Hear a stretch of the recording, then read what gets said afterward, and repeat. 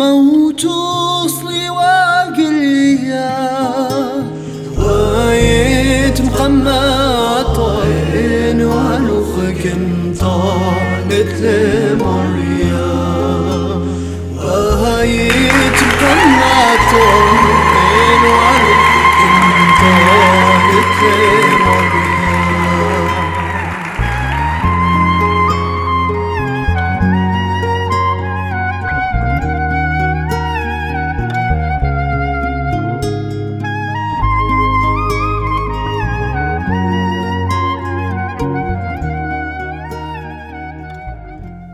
En 1915, il y a eu une grande tragédie sous l'Empire ottoman qui a concerné les Arméniens et les Assyro-Chaldéens. Ils ont été chassés de leur village alors qu'ils vivaient dans cette région depuis plus de 2000 ans. On peut dire que plus de la moitié de la communauté a été massacrée, soit physiquement, soit sur les routes de l'Exode, à l'est de la Turquie, en Anatolie. Il y avait 100 000 Assyro-Chaldéens. Aujourd'hui, il n'y a plus personne. Oui.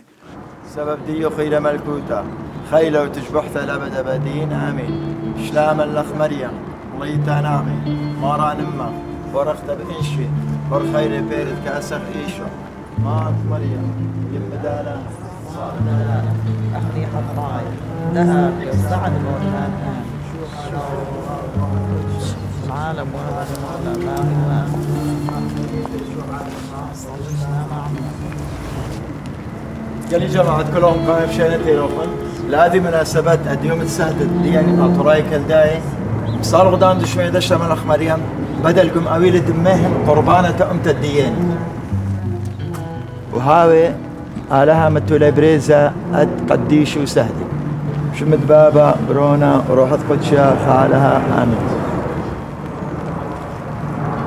La communauté assyro-chaldéenne est implantée sur la ville de Sarcelles depuis le milieu des années 80 et avec une augmentation de cette population pendant toute la deuxième partie des années 80, les années 90 également, où le gros de leur communauté vient en fuyant les persécutions en Turquie. Les membres de la communauté vont s'éloigner, mais à 15, 20, 25 minutes de voiture, parce que les rassemblements autour des associations, les deux associations ont leur siège à Sarcelles. L'église, qui est une très grande église, c'est la plus grande église assyro-chaldéenne d'Europe, est à Sarcelles également. Et donc il y a une forme de rayonnement de la communauté assyro-chaldéenne à partir de Sarcelles.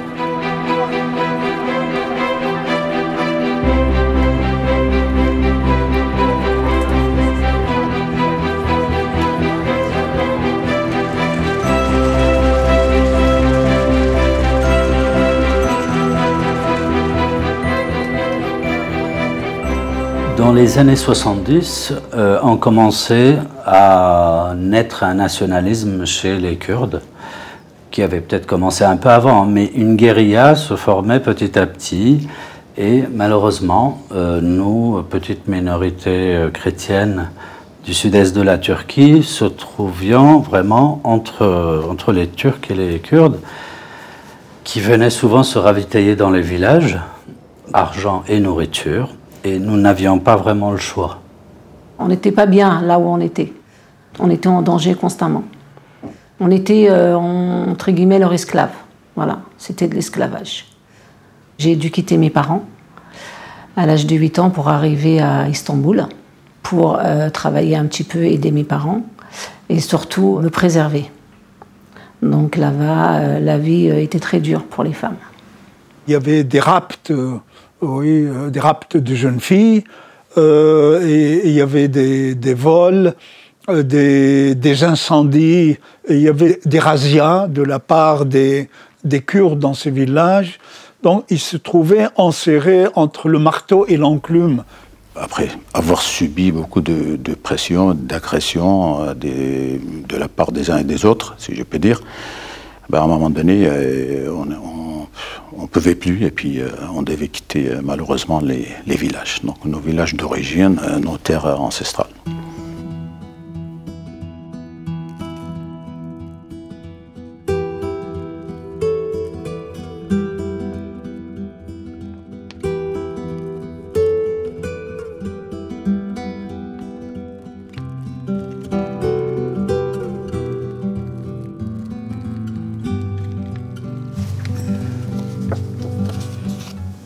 Ça, c'est la carte de la partie turque de l'Empire ottoman.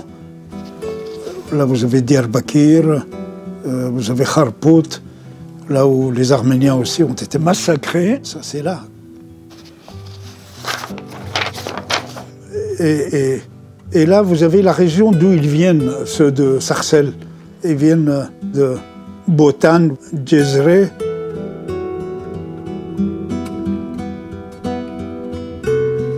Ça, c'est le pays Hakkari.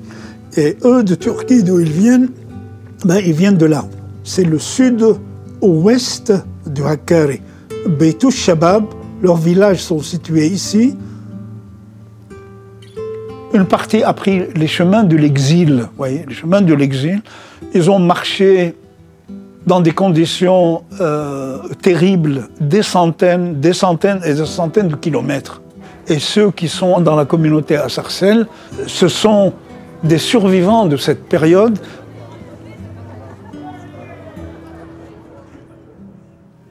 Mes parents ont dû quitter la Turquie pour des raisons politiques. Ils étaient fermiers, agriculteurs, tout ce que vous voulez. Ils étaient plutôt riches à l'époque. Ils travaillaient la terre. Ils ont dû tout vendre très rapidement, venir en France, dans un pays qu'on ne connaît pas, s'installer chez des cousins, des cousines, des oncles, des tantes, valises, enfants, en bas âge, à plusieurs dans un appartement, vivent les uns sur les autres. Enfin voilà, ça a été, je pense, très compliqué pour eux. Dans un premier temps, ils ont atterri dans le 93, autour de Clichy-sous-Bois, Montfermeil et tout le reste. Et petit à petit, ils ont travaillé, ils ont réussi à se former d'une manière ou d'une autre, même en parlant pas très bien le français. Je suis le premier à être né en France, d'où le fait de s'appeler Jean-Pierre. Vous savez, Jean-Pierre, c'est un prénom... Je pense que quand on vous a dit d'appeler Jean-Pierre, on a dit, bon, c'est une personne de 50 ans, voire plus. Et en fin de compte, non, j'ai 32 ans. Et une fois, j'ai posé la question à mon père en disant, mais pourquoi Jean-Pierre, en fait? Et il m'a dit, parce que, premièrement, c'est un prénom qui est 2 fois saint, et en même temps, ton pays, c'est la France. Et donc, il te faut un prénom français. Donc, on est 10 frères. Hein. Donc, c'est Ferman, Ferry, Terkan, Métine, Sefer, Nemrut. Et moi, je suis le premier à être né en France, donc c'est Jean-Pierre. Ensuite, vous avez Michel, Thomas, puis Andreas. On est arrivé ici, on n'avait pas vu autant de lumière, on n'avait pas vu autant de choses. C'était beau à voir. C'était beau. Isho Barahi, Jésus mon Créateur, cette prière dit l'amour que nous avons pour Jésus et sa beauté. Nous lui disons que notre âme et notre cœur sont tout à lui. Nous disons que tous les anges sont étonnés par sa beauté, que nuit et jour, il glorifie son nom. Nous disons qu'il est bienheureux et qu'il nous guérit, qu'il est notre repos et que toutes nos blessures sont guéries par lui, celles de nos corps et celles de nos âmes. Il est la source abondante des bienfaits et des miséricordes, le bon médecin pour nous qui sommes malades.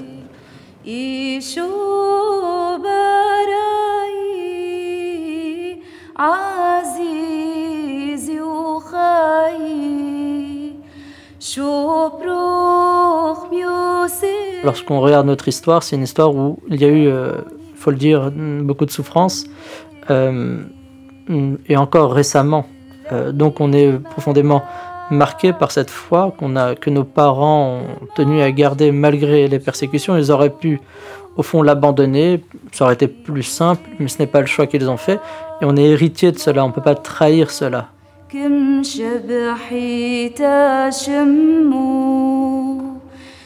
Les Chaldéens ont toujours été dans des terres où ils n'étaient pas majoritaires, enfin en tout cas depuis très longtemps, et n'avaient pas d'institution qui les soutenait comme un État, mais souvent sous domination. Et l'institution qui les a tenus ensemble, c'est l'Église.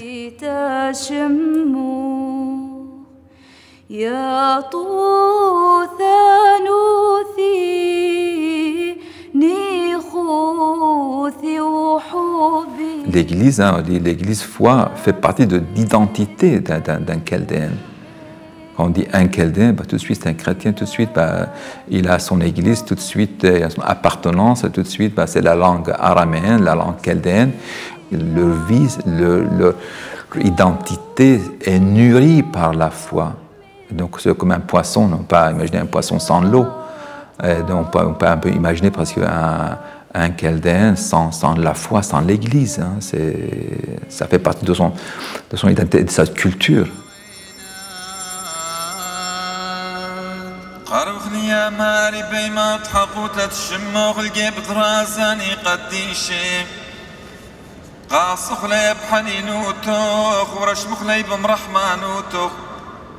جمد بابا وقرونا وروحة قدس العالمين آمين يوتم سيداتي دفناتي ومغلاتي لا مشاكل وحقوتي هللويا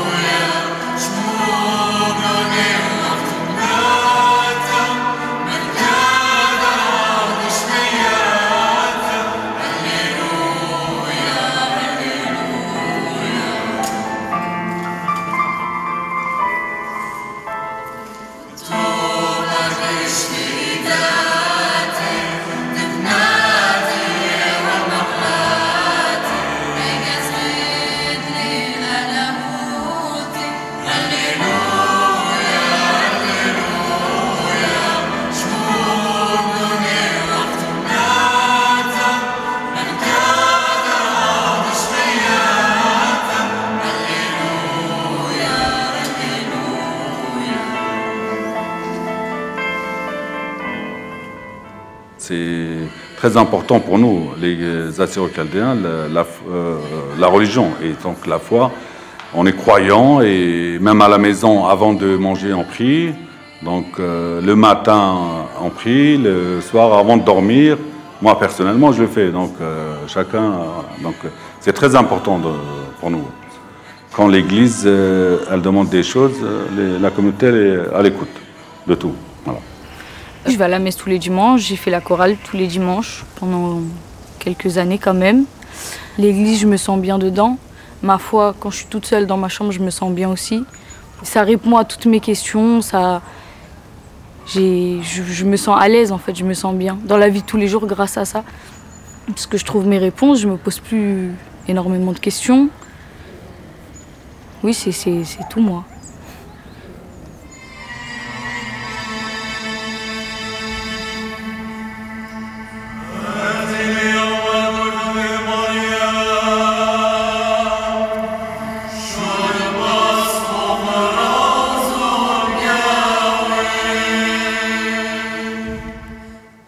Haymanuta, c'est croire. Et l'homme, sans le croire, hein, sans la foi, hein, ne peut pas donner un sens à la vie. Sans la foi, il n'y a pas de sens à la vie. Et là, la foi, je l'utilise dans un sens anthropologique général. Ce terme de foi est venu prendre un sens encore plus profond avec le christianisme. Il ne faut jamais perdre l'espoir. Le Christ étant un modèle du Christ ressuscité, même si on descend au plus bas des enfers, hein, ce qui a été le cas de la communauté, néanmoins, il faut garder la foi. Et cette foi est un ciment d'unité de la communauté, un ciment, et qui se manifeste comment? Il se manifeste par la famille. Hein. La famille est importante. Et nous sommes très attachés parce que vu que nous avons perdu nos villages, nos terres, nous sommes aussi restés plus liés, vous voyez. Mais la famille, sans la famille, on peut pas. On peut pas.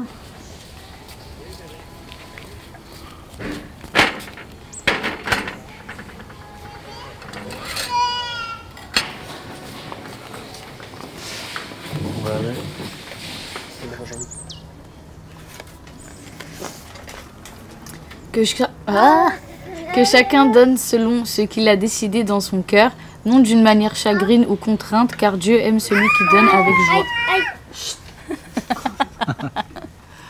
Ça fait mal. Seigneur, nous te remettrons nos fatigues et nos chagrins afin que durant ce repas, chacun puisse donner à l'autre le meilleur de lui-même. Amen. Amen.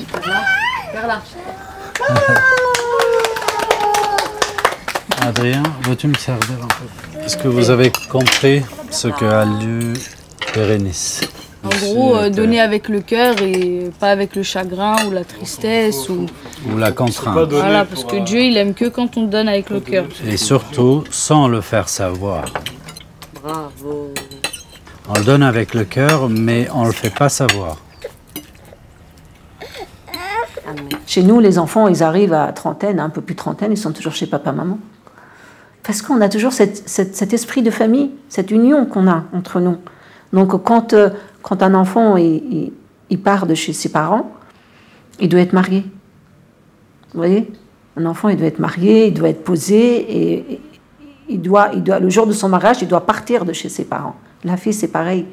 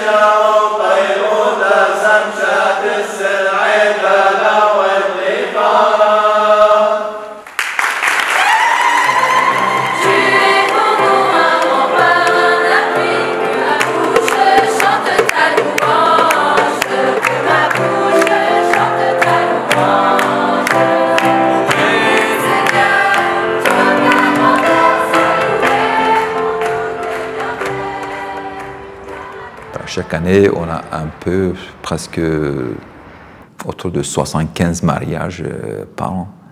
Ça a monté jusqu'à 1500 personnes dans un mariage, facilement, dans les salles. Oui, ce sont des grands moments de rassemblement, parce que, voilà, je me dis, on a parlé un peu de la valeur de la communauté, hein, ces habitudes, on m'a dit, cette tradition qu'elle a gardée, qu'elle a unie. Cette église a été construite en 2004 sur Sarcelles. En fait, quand on a construit cette église, on a dit il faut qu'on donne, ce n'est pas qu'un lieu cultuel, c'est un lieu aussi culturel. Donc on a cherché un peu une architecture babylonienne, une architecture qui fait partie de la culture chaldéenne pour que ce soit un lieu d'identification culturelle et cultuelle en même temps. Les Assyro-Chaldéens, ça remonte loin dans l'histoire. Il y a une dimension historique, il y a une dimension religieuse, une dimension culturelle et une dimension linguistique. C'est un peuple dont l'histoire remonte au minimum 3000 ans avant le Christ. Il s'agit d'un pays qui est la Mésopotamie, qui se trouve entre le Tigre et l'Euphrate, qui a donné une civilisation prestigieuse depuis les Sumériens, en passant par les Akkadiens, les Babyloniens, les Chaldéens et les Assyriens au nord du pays. Et donc, c'est pour ça qu'on s'est inspiré de porte d'Eshtar, le porte de Babylone. Et si vous avez regardé un peu à l'extérieur, les créneaux babyloniens, après les deux portes d'Eshtar, voilà, on s'est inspiré après avec des briques, et briques un peu donné aussi un sens un peu à la construction mésopotamienne.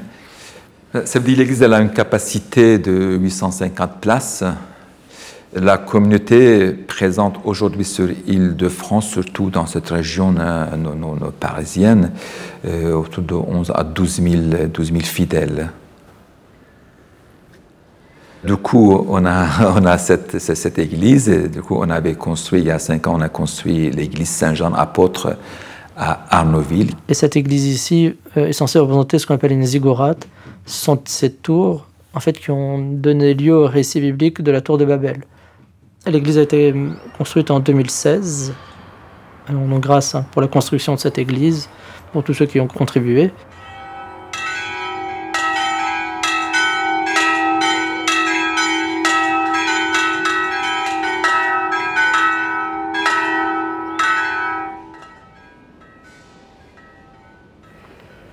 بابا ديل بشمية باشم قدش شمخ أتيا ملكوتخ هاوى أجبونخ ديل بشمية هذا خام بارعة هلا لخمة سنيقوتا دادي يوما شووخ طالن نهنو خطياتا دير دمخ شغلاني دحطيلي إلا لما أتلم جو جورابا إلا مخاصا من بيشا سبديخ إلى ملكوتا حيلو تجبحت الأبد أبدين آمين. هاشا وخل الزوان والعالم علمين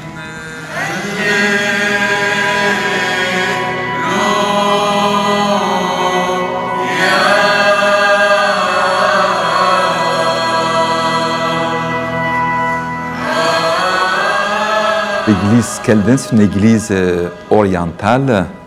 Elle est restée fidèle à sa liturgie, à sa tradition, et avec la langue araméenne. Cette langue qui est ancestrale, qui est encore parlée aujourd'hui alors qu'on pensait qu'elle était morte il y a encore quelques dizaines d'années en France et en Europe, mais c'est une langue qui est très importante. C'est vrai que si on perd notre langue, on perd aussi notre identité. C'est ce qui fait qu'on est en fait assyro-chaldéen. C'est la base de notre civilisation. كد بين لغتنا يتكتاوى droite gauche لا مخ فرنساوي لاتين انجلي انجليزي gauche à droite يعني من شبي الدين يتيا من يمني الشبي من يبقى لي لالي حي واو زين حيد طيد يود كاف لمد ميم نون سمكت اي بي صادي قوب رش شين تو تولو ليشانا اخا اتلانطي جلاتين فرنساوي تنطيت يتنتي طي خنطيبوتا اوكي خازو فويل الدين بسورة دخيلهن. C'est une langue qui a porté une culture religieuse, mais pas seulement. Elle est aussi profane et elle est aussi singulière. Et c'est dans cette langue qui s'exprime aujourd'hui, qu'il soit à Sarcelles, à Lyon, ou à New York, ou à Sydney, ou à Bagdad. من حنين وتاد ايتن بليبخ بيت ايوادي يما. C'est cette langue qui a une des plus importantes longévités dans l'histoire de l'humanité. L'araméen date, il remonte à plus de 3000 ans. Shawa, pardon. 7 voyelles. Shawa, voyelle. Kutra etla khashma. Kutra etla khashma. J'ai appris le français parce que j'étais persécutée de mon village. Je suis venue en France, j'ai appris une autre langue.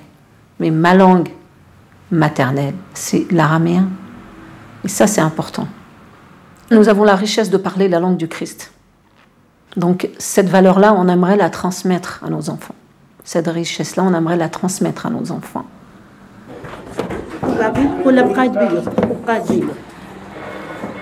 Allez, 1, 2 et 3. C'est bien. Viens Clara, viens toi aussi. Allez, Tato Lali, c'est Tata. Allez, Ida. Lagba chérie, lagba, lagba. La communauté chaldéenne, malgré ce que nous avons vécu au village, ce que nous avons traversé, nous sommes quand même tous restés unis ici. Et je pense que sans l'aide de Dieu, on ne serait jamais arrivé là. Sans l'aide des uns et des autres, on n'en serait jamais arrivé là. C'est une communauté désormais déterritorialisée. Peut-elle transformer tous ces lieux où ils se trouvent, tous ces pays qui l'ont accueilli, en des lieux de mémoire et perpétuation de leur identité, tout en étant intégrés au pays? En peu de temps, entre 1980 et 2020, alors que leurs conditions de départ étaient très difficiles, ils travaillaient dans des ateliers de confection, ils vivaient dans la pauvreté, ils travaillaient plus de 10 heures par jour, et voilà, maintenant ils sont tous pratiquement propriétaires. En Turquie, ils savaient coudre, donc confection, et ils ont appris aux autres, chacun a appris à l'autre, à sa famille, ils ont appris et ils ont investi là-dedans, ils sont investis là-dedans, et ils ont créé des sociétés eux-mêmes, donc des sociétés de confection, et chacun travaillait pour l'autre, et voilà. Le textile, ça ne demandait pas des diplômes. Tout le monde s'est mis un petit peu dans ce secteur d'activité qui était textile. Pendant peut-être les 80, pendant une vingtaine d'années, et après, donc, textile, ça a diminué, et puis les gens, avec la communauté a été élargie. Ils sont partis dans d'autres secteurs, les nouvelles générations, ils ont fait des études. Et après, il y a eu le secteur du bâtiment. Et maintenant, c'est bars, restaurants, tout ça. Donc, sur l'Est Val d'Oise, par exemple, aujourd'hui, on peut dire peut-être 70-80% des restaurants, bars, tabac, ça appartient pratiquement à la communauté assyro-chaldéenne. Donc, c'est pour dire qu'on est bien implanté dans ce secteur.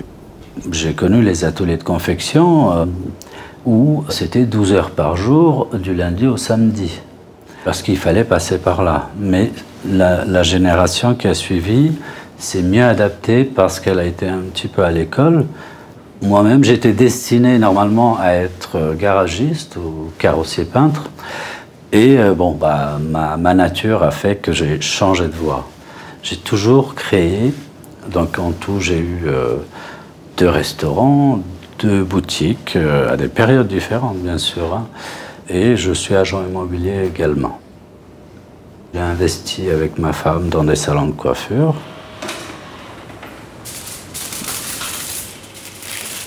Mon père était forgeron à la base, donc il a essayé de trouver dans les domaines. Après, il a fait aussi repasseur dans les ateliers de confection. On remercie nos parents, ils ont fait beaucoup pour nous pour qu'on puisse évoluer. Et là, au jour d'aujourd'hui, je suis chef d'entreprise. J'ai été salariée pendant plus d'une dizaine d'années et je me suis mis à mon compte, voilà.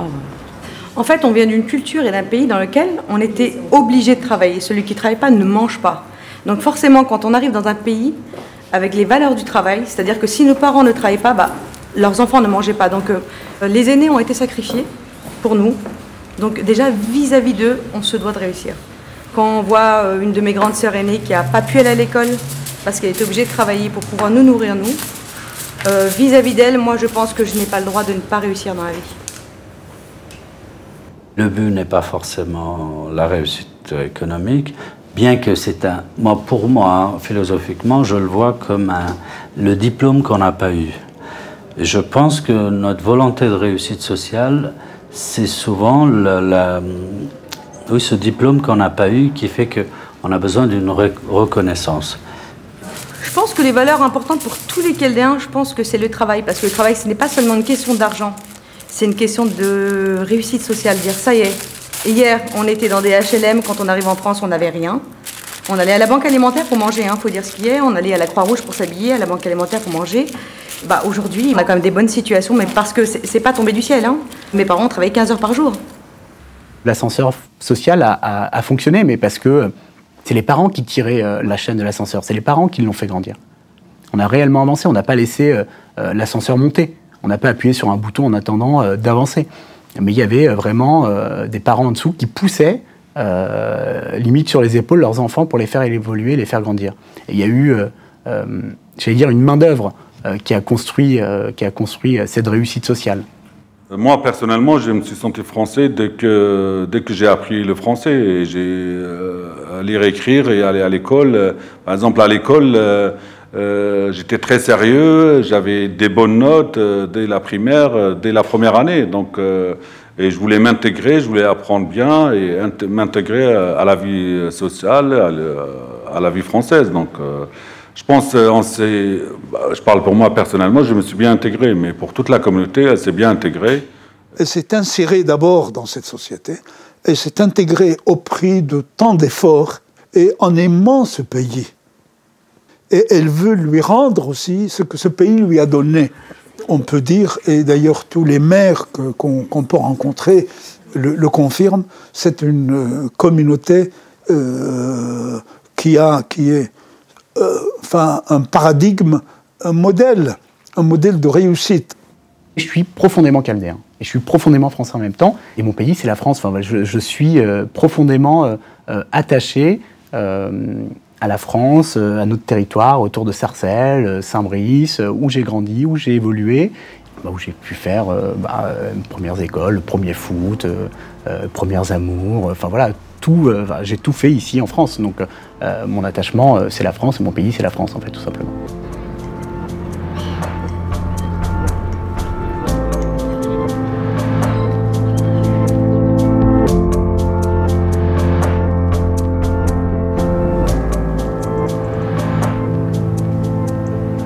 Nous, les Assyro-Chaldéens, un peuple apatride, on est pour la France vraiment l'émigration presque idéale, parce qu'on a une seule nation de cœur, qui est la France. On n'a pas d'idéal d'une autre région, d'un autre pays. On investit tout en France, on n'a pas cette notion d'idée de retour. Pour nous, la France, c'est notre foyer définitif. Hey.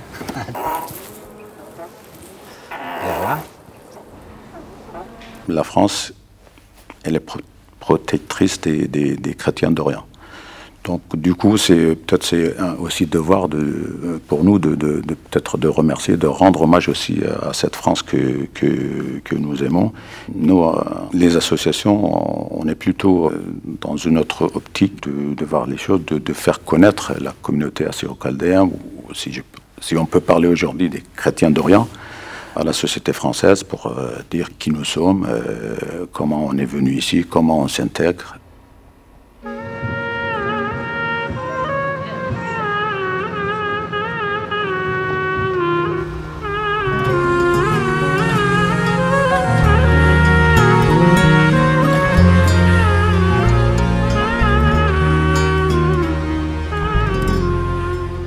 Comme il disait Charles Aznavour, 100% arménien, 100% assyro-chaldéen, français, c'est la même chose pour nous. 100% assyro-chaldéen, 100% français. À l'évidence, la plupart des Assyro-Chaldéens sont aujourd'hui, ils vivent en diaspora. Ce phénomène s'est nettement accentué dans les 2 dernières décennies. La Turquie pratiquement s'est vidée. Ceux de Syrie, vu la guerre également en Syrie, ont pris le chemin de l'exil. Ceux d'Irak, ça a été un drame avec la multiplication des attentats. Combien reste-t-il en Irak? Point d'interrogation. Les plus optimistes, j'espère que je ne me trompe pas trop, on avance le chiffre de 300 000, alors qu'ils étaient plus d'1 million il y a une vingtaine d'années.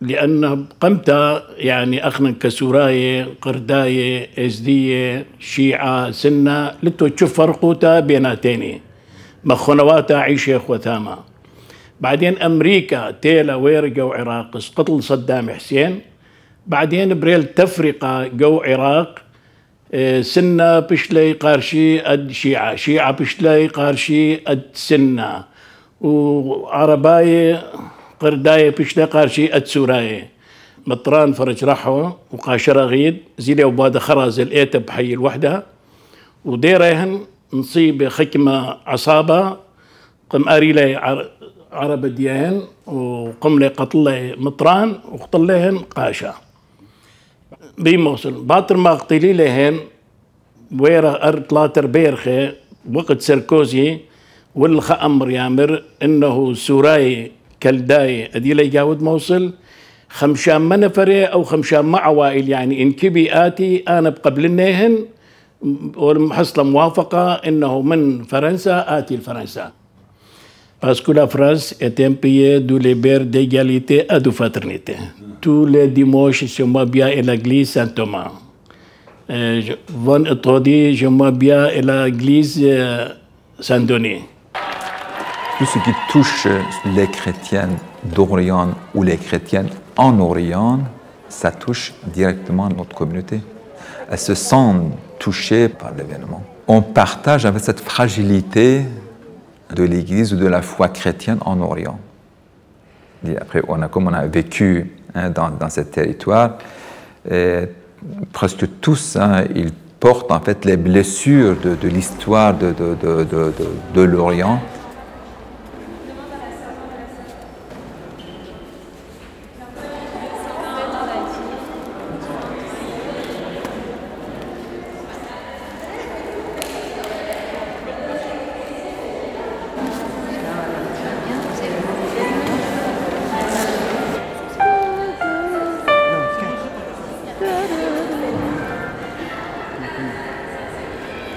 Ok, allez, on y va.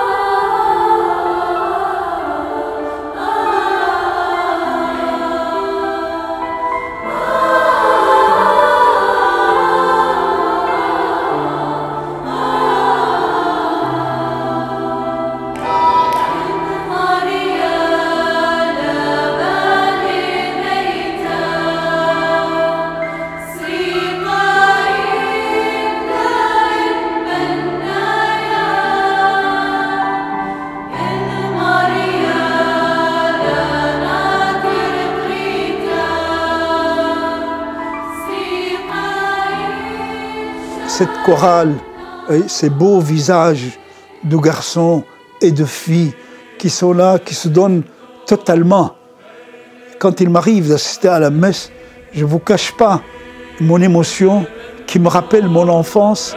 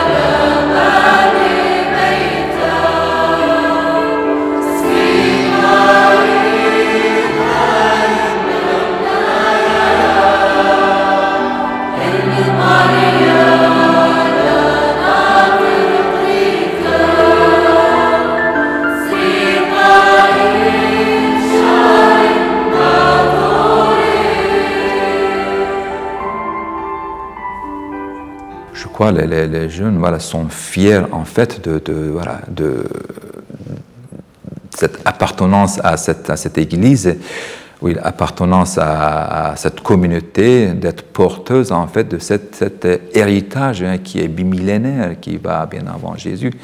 Jusqu'à maintenant, dans toutes les familles, et les enfants, dès qu'ils sont nés, tout de suite on demande quand est-ce qu'on peut les baptiser. Tous les enfants sont baptisés à 3, 4, 5, 6 mois. Il y a peut-être même 1%, 2% d'enfants qui dépassent 1 an sans être baptisés. Et puis, on va aussi, tous les enfants sont catéchisés. Aujourd'hui, sur les 2 églises ici et à Saint-Jean, on a un peu plus que 900 enfants sur primaire en catéchèse.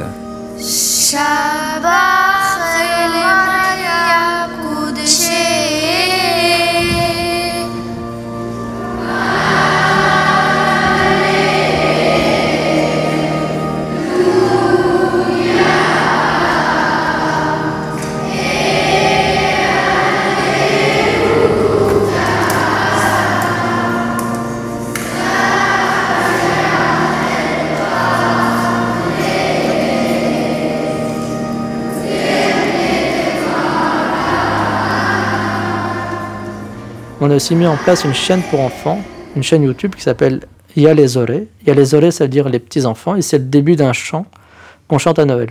كم هي منوخ خاء لها بابا خيلانة كل باراية كل مندي دك بايش خزية ودلك بايش خزية. C'est un contenu catéchétique et puis c'est aussi un contenu justement linguistique. La langue, c'est toujours très compliqué à maintenir, donc c'est un défi. Souvent, ils la comprennent, ils ne la parlent pas, mais en tout cas, ils voudraient être capables de l'employer. Pour l'instant, on en est là, et on verra comment les années à venir vont se dérouler.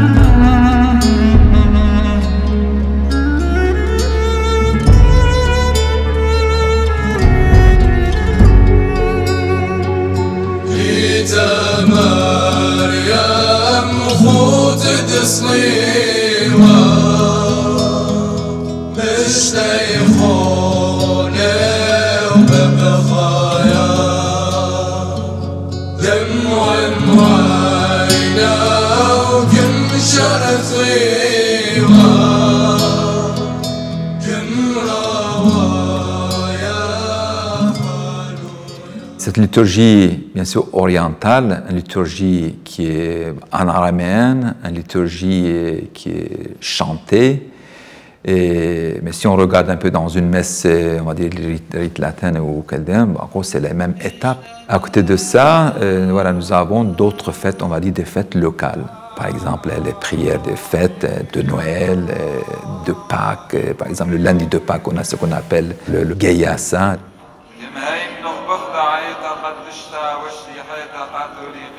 L'histoire de Geyassa, ça commence par le bon larron, la personne qui a été crucifiée avec Jésus, le ventre du Saint, à la personne à laquelle Jésus a promis le paradis.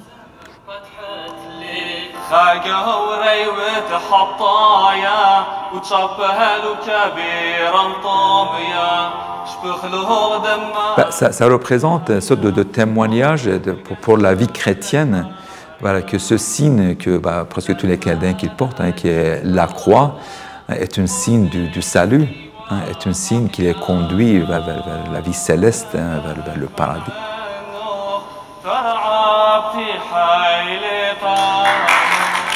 Deuxièmement, c'est un signe aussi que le Christ est fidèle à sa promesse.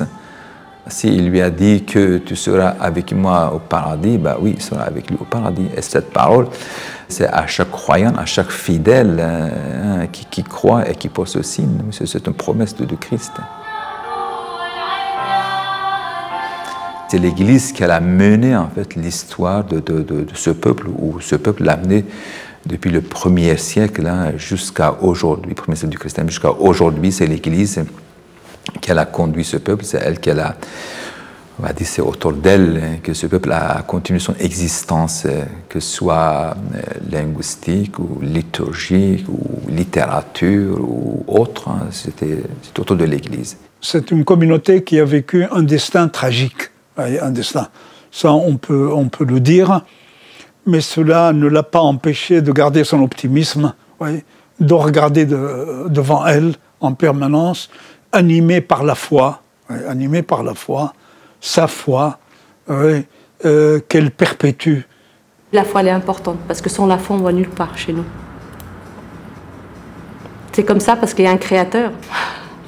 Et pour nous, c'est important.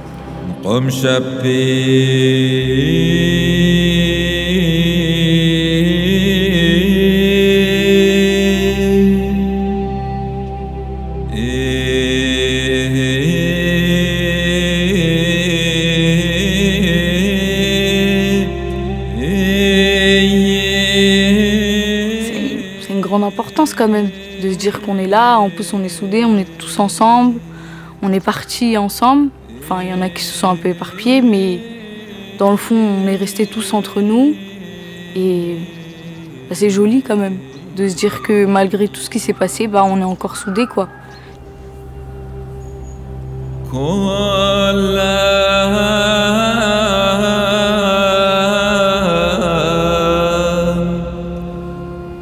grosse fierté, même, je vous dirais.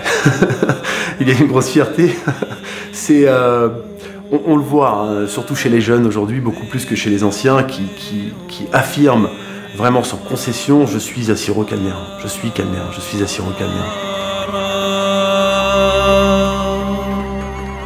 Je suis fier de ce peuple parce que, malgré tout, il a une âme et il revit. Alors c'est vrai qu'il revit plus en Occident que sur ses terres originaires, mais malgré tout, il est solide, il tient encore. Des fois, avec mes enfants, on se taquine un peu, oui, tu es blédarde, toi, tu es toujours dans ton village. Vous voyez ce que je veux dire? C'est des choses comme ça qu'on...